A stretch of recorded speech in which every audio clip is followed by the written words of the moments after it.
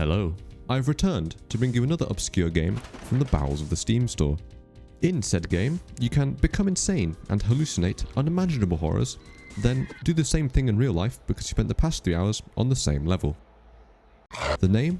In Celebration of Violence. At its core, another 2D roguelike, filled to the brim with secrets and hidden mechanics that can, and will, lead to your demise. Gameplay-wise, it's a sort of amalgamation of several games, notably the likes of Dark Souls, Risk of Rain, and Noita. No, your ears did not deceive you. I did say Dark Souls and Noita in the same sentence. And yes, this game is incredibly punishing. I almost gave up making a video about this game, as the learning curve for this seemingly cute pixel art roguelike gets very steep very quick. But once I became enlightened and finally read the Steam guides after 15 hours of playing, I quite literally unlocked whole new worlds.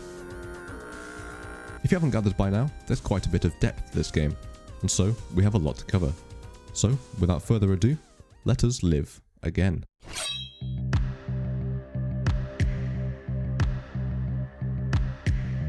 After some brief lore, asking the age-old question, who are you? You are presented with the character creation menu. You will be coming back here once you inevitably die, and it has a bunch of stats that you can permanently upgrade. It's also here that you can select a class. For now, you can only be a peasant. Once you've created your finest warrior, you are then sent to the Sanctuary, the game's hub area, where you're taught the basic controls, how to dodge, parry, and attack, and then you are free to leave. This is the only tutorial in the game besides the manual, so you'll have to figure things out on your own from now on. Or, you can watch me crawl through this game's grueling and unforgiving world so you don't make the same mistakes that I did. So, let's start with the HUD. Up top, you have the standard health and stamina bars, but just next to them are your surges. Each class starts with a different amount and are hard to come by. They are also one of the few sources of healing, so use them wisely. Just below, there are 3 spell slots, then the amount of experience and keys you have. There are also bars for hunger, noise level, and temperature, and below them is a single slot for a potion.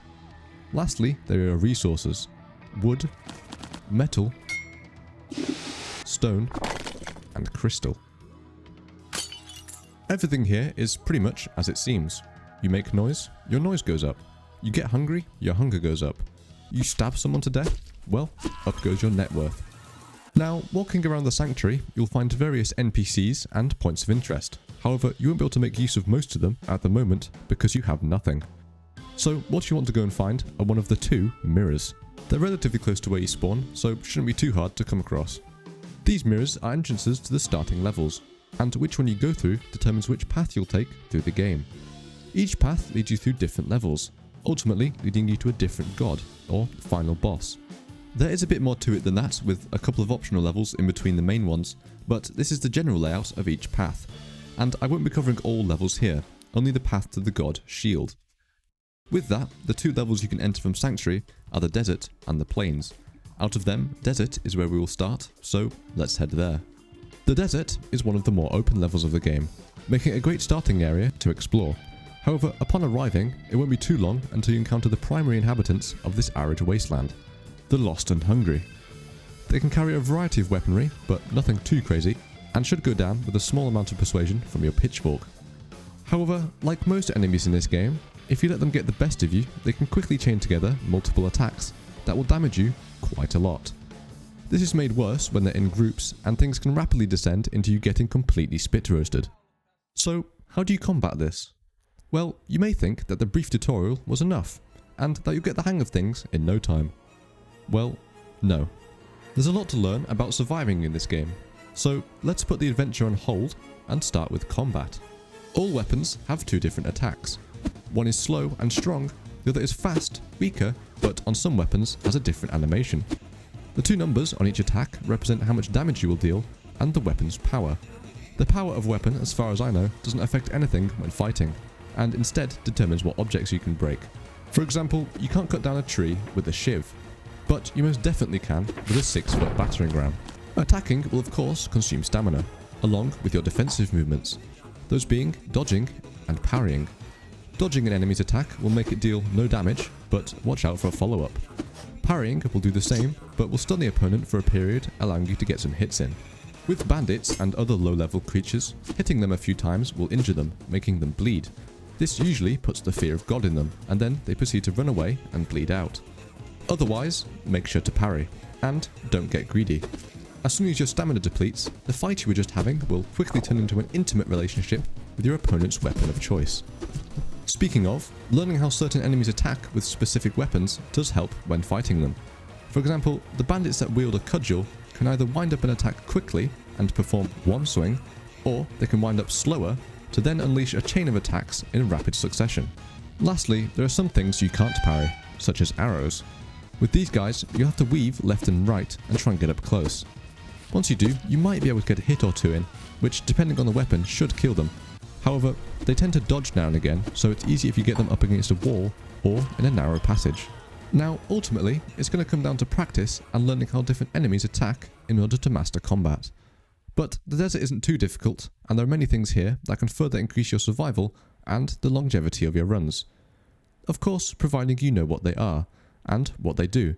Knowledge is very much power in this game, and how much you know can be the difference between you slaying gods or accidentally digging a hole that uncovers a nest of ravenous spiders.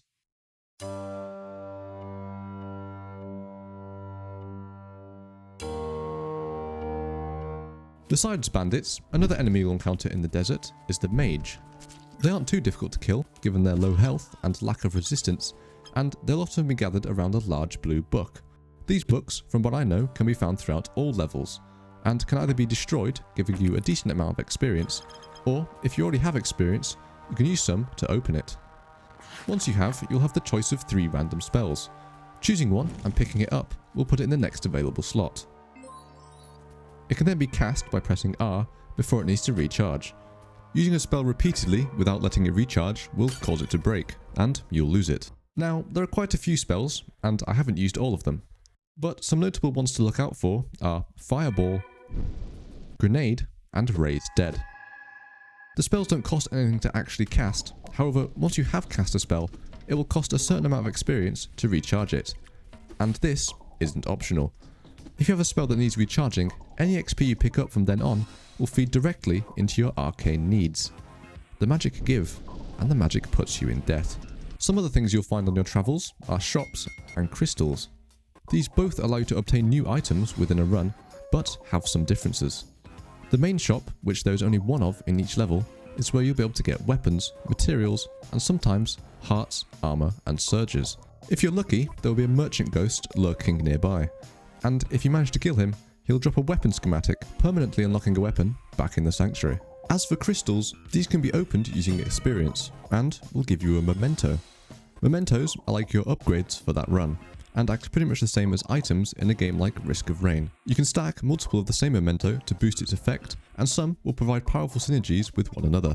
Now, you would think that learning what items are worth taking or not would be pretty easy. Just look at the description and see... well, that's not very helpful. I'm sure looking at the description in my notes will tell me what it does. Well, that's the fun part. It doesn't. You see, for all mementos and weapons, you have to obtain that item multiple times to know 100% what it actually does. Otherwise, all you have to go off is cryptic phrases. For some, you might be able to figure it out. But most of the time, all you have to go on is your gut instinct that the doorknob you just picked up was worth the 25 experience. Although, it does help that when an item's effect is in use, a small image of it appears next to what it is changing. Alternatively, there's a wiki. The last thing I'll explain before we move on is something that I had no idea about at first, but once I understood how they worked, the next one I did, I beat one of the gods. Those being shrines. Now, if you've played Splunky, or its sequel, the Kali altars from those games are somewhat similar to the shrines here, whereby you offer something, in this case experience, in return for buffs, items, and sometimes spells. Each shrine buffs one of your stats by a set amount, and the cost of using the shrine goes up exponentially. However, once you've prayed to a shrine, it has a chance to spawn again in another level, with its price reset, meaning you can keep praying and increasing a stat, and the more you do, the higher the chance of getting an item. But be warned, for each god's shrine you pray to, another god gets angry. In other words, as your favour increases with one, it is lost with another. For example, if you pray to the shrine of Tremedir, you lose favour with the shrine of Brieg, and now his shrine will be surrounded with flaming cores. I haven't tested what each shrine does when you lose favour with it, so there could be greater dangers depending on who you decide to pray to. I do know, however, that this one, that doesn't look harmful at first, will make you go insane as soon as you approach it. Now, at this point, you will have done a fair few runs, but probably not made it that far. Maybe 3 levels in if you got a good run, or at least that's what I was doing. And to be honest, it did get a bit frustrating dying to the same boss over and over. Especially this guy. He was the biggest hurdle, as he just surrounds himself with a load of smaller enemies, and if one of them manages to hit and stun you, it is simply over. However, it was also here that I finally decided to look at some guides. And with my newfound knowledge, that of which I have just shared with you, I managed to get some pretty consistent runs. 2 of which I recorded back to back for this video. So, let me take you through the process of slaying the gods.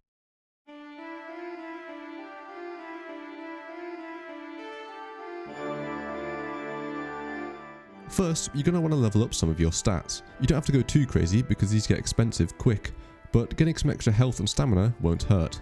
As for which class, I recommend the Hermit. Unlocked by killing an enemy with a flaming arrow, he has decent weapon stats, has very good stamina regen and movement speed, but does lack a bit on health. However, you can bump that up with some experience. And he also starts with a bow. Not a great one, but having a range option helps greatly in this game, especially if you're still mastering the melee combat. Now, once you're in the sanctuary, you'll want to swap out your starting weapon with one from your schematic collection.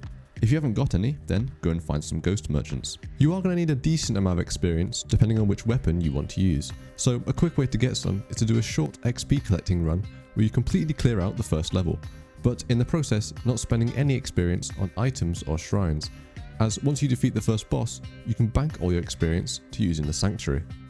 This way, you can quickly gather a good amount of XP to use in order to start a run properly.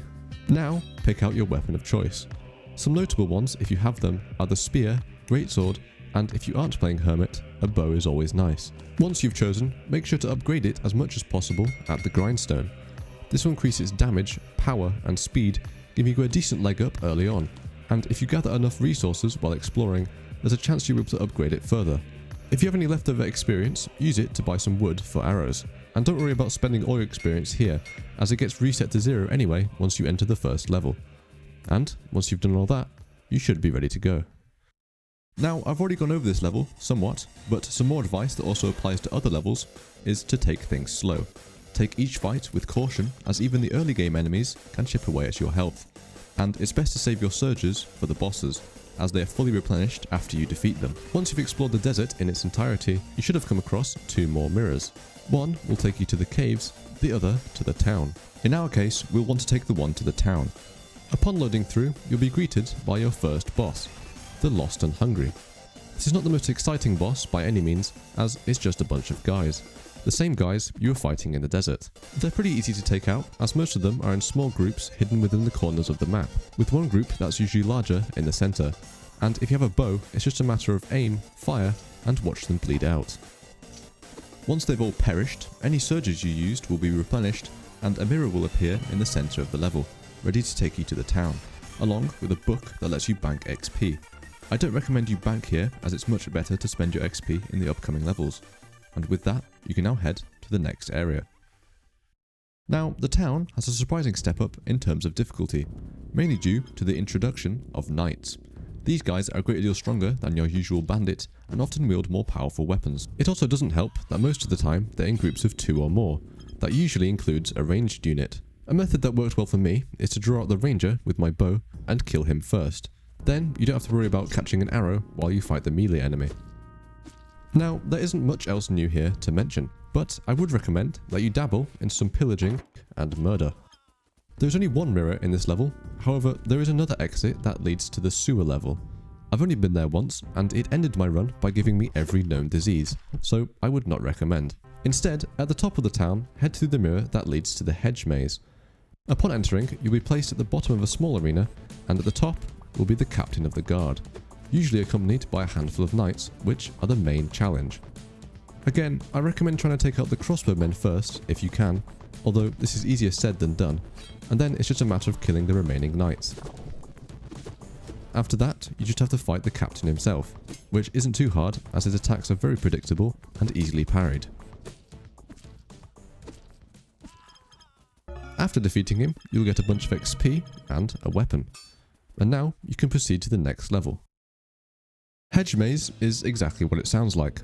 A whole level of narrow winding hedge corridors with its primary inhabitants being that of the knight variety.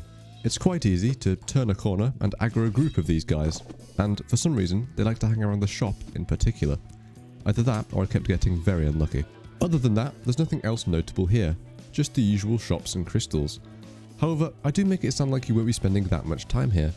That can be the case if you get lucky and find the mirror early upon entering and remember where it is, but if you don't, well, it is a maze and you will get lost.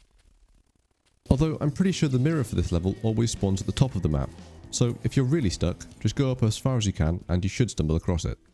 From here, you'll be heading to the last level of this path, the castle. But of course, you'll have to deal with another boss first. Memories of a Forgotten Kingdom.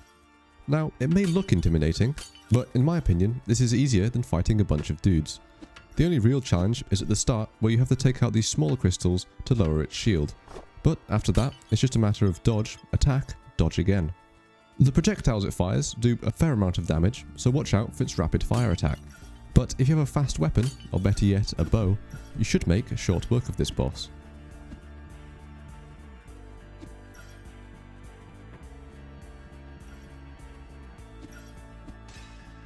After defeating, it'll drop quite a bit of XP. And what I like to do here is break some of the surrounding small crystals to get a bit more, then bank that for another run. Then break the remaining crystals to have some XP for the final level. Although if you're feeling strong enough at this point, you can even bank all your XP here, as we're nearing one of the gods anyway. From here, we can move into the final level of this path, the castle. Now, this was my second time visiting this place, and as you can see, it isn't exactly welcoming. So first off, watch out for mimics. Second, this place is bursting with high-level enemies. Mostly knights, because of course. But at this stage, you should have a pretty strong weapon, as you would have died long before if you didn't.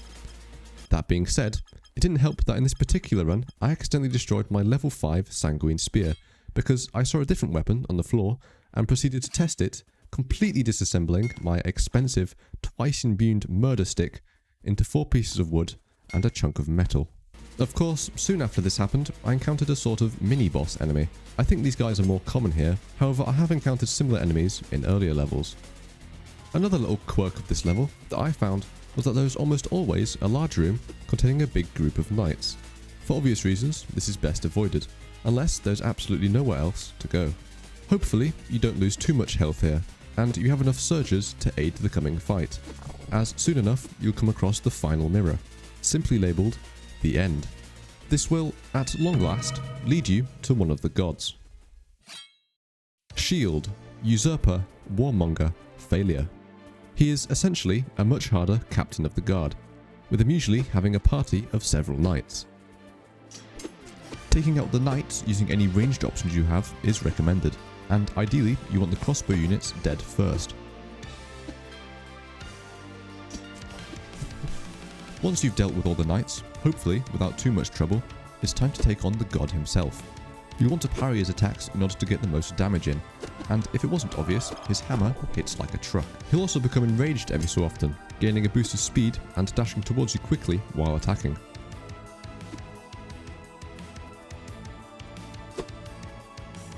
If all goes well, however, and you play it safe, eventually you'll bring him down.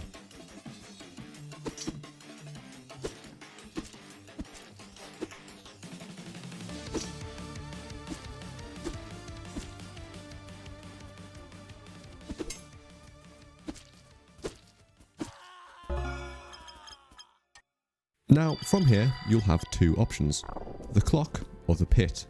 Interacting with the clock starts a pretty standard New Game Plus mode, with stronger enemies and the like. Interacting with the pit will end the run and brings you to the end of this path.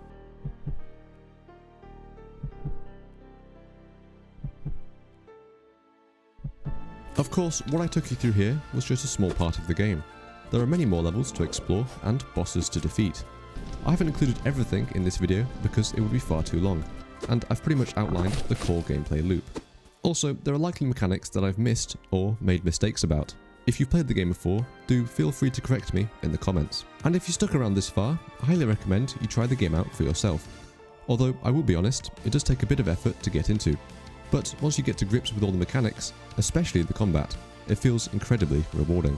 There's a boatload of content to sink your teeth into considering the game's price, and I'm still discovering things after 25 hours of playtime.